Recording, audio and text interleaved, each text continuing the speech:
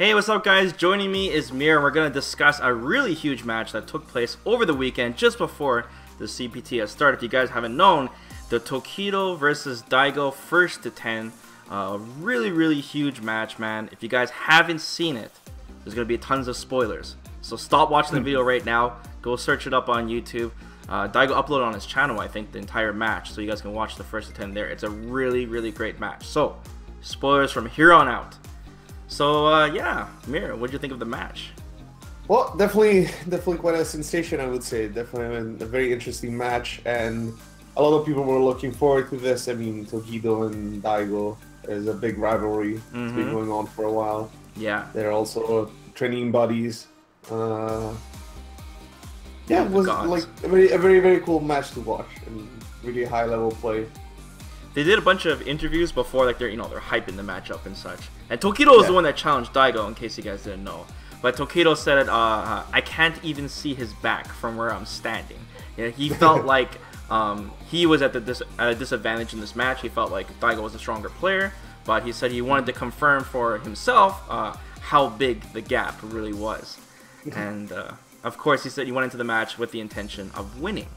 So I guess the first thing I should ask you, Mir, is who were you rooting for? Because I was personally rooting for Tokido. So.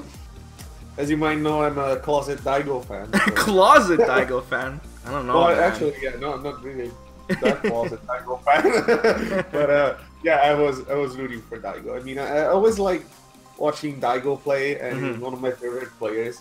And although I personally think that Tokido is like the best fighting game player of all time, I just love how Daigo plays. That's a bold statement. Yeah. To me, that's the truth, man. and it's strange too, because Tokido has accomplished much more in Street Fighter V than Daigo has, right? Yeah, and that's true. It's really interesting that it all comes down to this, this first to 10, so to speak. This is like the end of the road for Tokido to really test how far he's gone, right? And of course, the end result was that Tokido did lose to Daigo. He lost 10-5. So, by the way, Mir, would you consider 10-5 a smash? A smash? Yeah, a smash. You got smashed. Well, it's a very convincing win, I would say. What? I don't consider 10-5 a smash. That's two games for everyone. Could you consider getting beat 2-1 a smash? I mean, this goes further beyond that. You have more time to adapt. Okay, 2010. Is that a smash? That's a smash. 2010. 150. I guess I definitely believe it's a very convincing result. Yes, and it's also worth noting too that usually first attempts at Daigo don't go so well. I mean, Daigo destroys people in long sets, man. If we go back to Street Fighter 4, what was the score in Shin? I was like 10-0. Yeah, 10-0 for the first to 10 versus Shen, and then he played another first to 10 versus Infiltration and Sakuma, and that was 10-2, I think. Gross. So yeah, Daigo, definitely something I always admired about the player is just the fact that he's like he can sit down and do his own work. Yeah, and Daigo had a massive water bottle this match too, I should add as well. Yeah. Massive. Yeah, there's memes about that too. Well, after the first round, he took such a huge sip of water. It made it look like he went 8 rounds or something like that. It was so intense. I don't know what that was about, but yeah, let's get right into the matches now. Let's talk about the matches, okay? I'll just bring up a point or something, and you can go next. But first thing we should mention is that Tokido was using V Trigger 2, like we anticipated, because we used it before in the Gao matchup. Tokido likes to use both V triggers. He doesn't favor one over the other.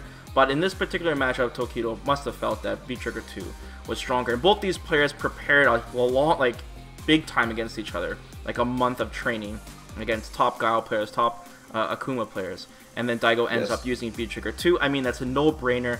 Gao's V Trigger 2 is one of the best in the game, like we went over before. So, I mean, why do you think Tokido stuck with V Trigger 2? Well, he definitely knows something we don't, because we were theorizing maybe he should have used V Trigger 1, but if he's stuck with it, it must feel much more confident with it. In the Gal matchup, and possibly even the player matchup. Maybe feels like Daigo has the answers for V Trigger 1. And I understand why you would choose V-Trigger too. It just gives, such good damage off of even tiny confirms and additional pressure and stuff. Yeah. So maybe it is better against Gal rather than V-Trigger 1. Maybe it is. It's just like V-Trigger 1 got a little nerfed this season, a little bit, but I mean, you just can't, like, I'm gonna bring this up a couple times, but just the hard knockdown of Akuma's uppercut in V-Trigger 1 is just, it's a big deal. It does a lot of damage. Maybe felt like he couldn't use the double air fireballs too much against Gal, because of flash kicks and whatnot. And he even had his setups right into the demon flip to get in on Gal. Yes. So another thing too, Miro should talk about is the very first round of the match was actually very exciting because Daigo does this, well, some would say an obvious reversal flash kick at the end of the second round to get the first win basically. Yes. And that was a big deal. I forgot what Daigo said in the interview, but basically Daigo said that he wanted to show that he was there to win. He was going to use everything in his arsenal to win. Establish dominance. Yeah, exactly. And first to 10 sets are really weird. They're not like your best out of 3. Obviously, it's just because when you go through such a long set, when you show your opponent that early that you're willing to flash kick at any moment, no matter how obvious or dangerous it would be or risky, Daigo was willing to show him from the very beginning, putting some doubt into Tokido. Yeah.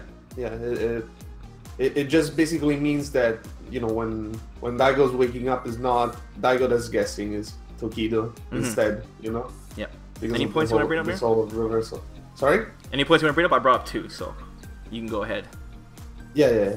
Well, a thing I wanted to mention is the fact that Tokido was walking around, trying to space himself to get in range of Akuma's pokes, which are not necessarily the best. Yeah. And it was getting caught a lot low. He wasn't watching his toes properly, I would say. Yeah. Especially when Daigo was using crouching medium kick, even on block. That move was -3, but you're nowhere near close enough to punish it, even though Akuma actually can punish it. So Tokido, I can understand why he would try to take his turn by trying to walk forward, but he never stalked and blocked low. And Daigo was mashing on crouching light kick. It was stopping him constantly, and I felt like he never really fixed this issue. Right, he kept walking to lows, and I think that was a big weakness of his during this first attempt. Definitely struck me as something that happened. Well, I noticed Tokido started to break a little bit too, because there was a point where Daigo won like 5 games in a row. Might even be more than that. And like the starting, it seemed a little back and forth. Right, the scores were really tight. But as it got further, Daigo started to just dominate him, and then Tokido started dropping shit. He dropped a really important super. If you look during that round, you can actually see Tokido. He kind of scratched his head. He showed a little bit of frustration there for a slight moment. He knew he dropped it before the super animation was done.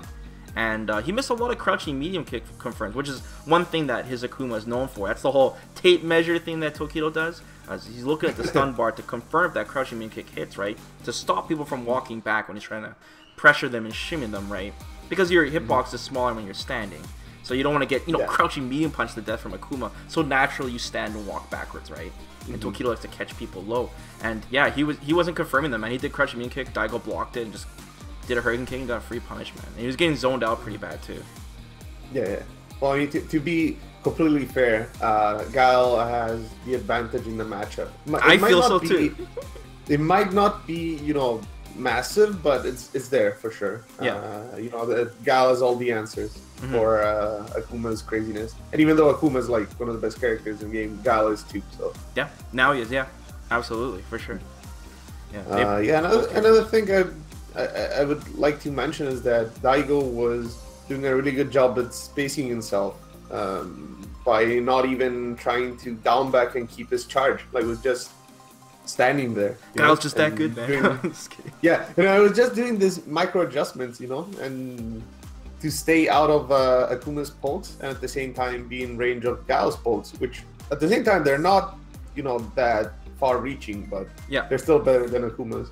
I mean, like, charge characters, sorry to interrupt you, charge characters, they have good normals, because they're immobile, right?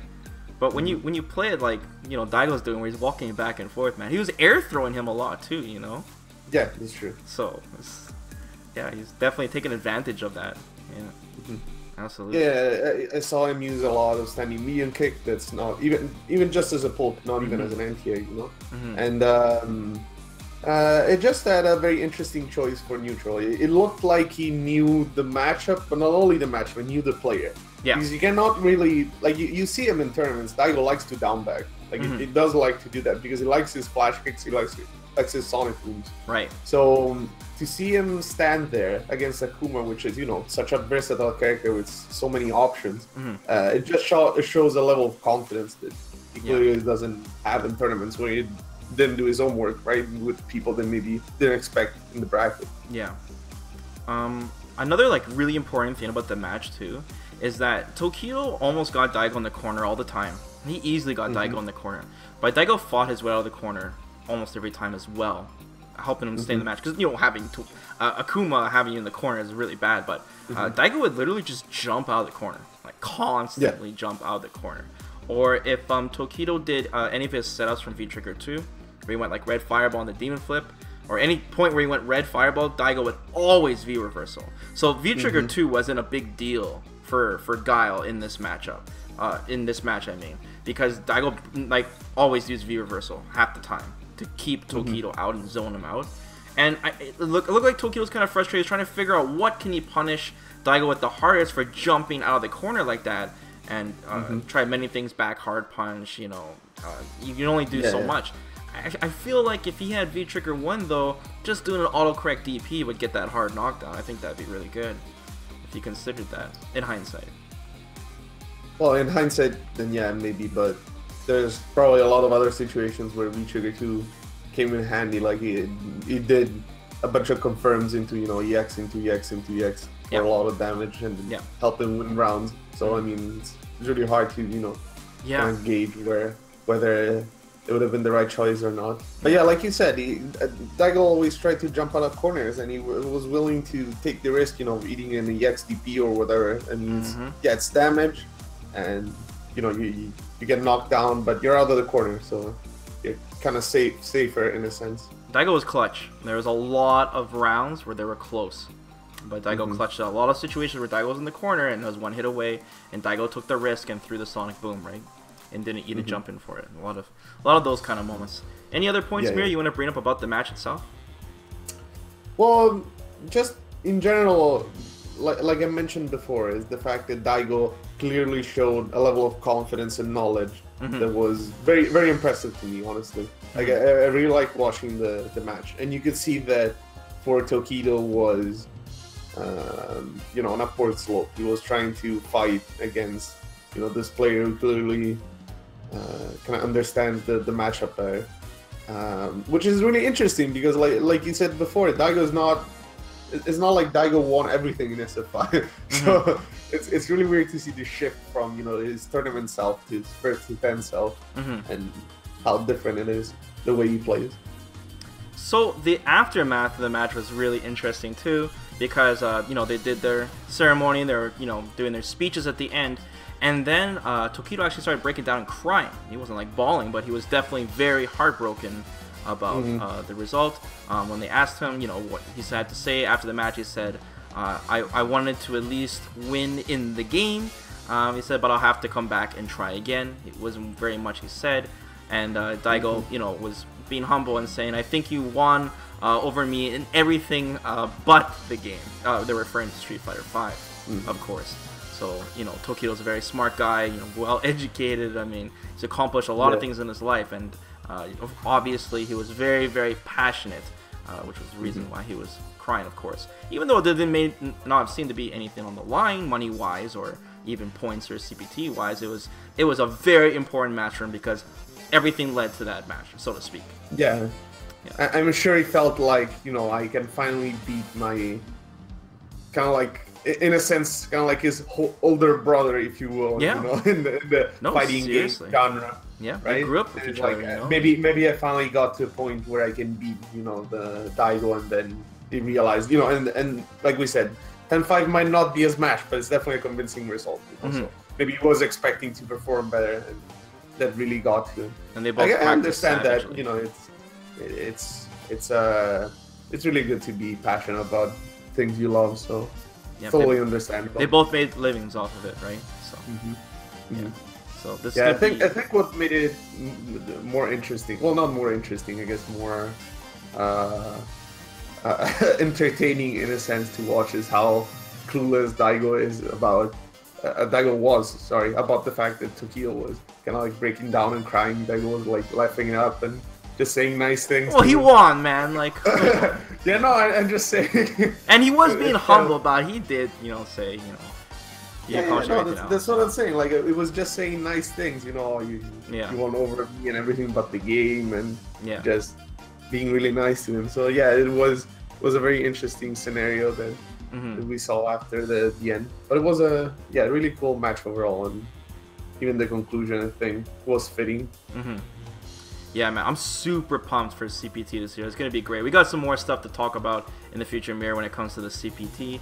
We'll do that next time. But for now, guys, let us know what you think about this 1st to 10. Who are you guys rooting for? If you guys like how the match turned out, be sure to watch it, man. It's up on Daigo's channel. So, also, guys, be sure to subscribe to the channel and like the video. It really helps out.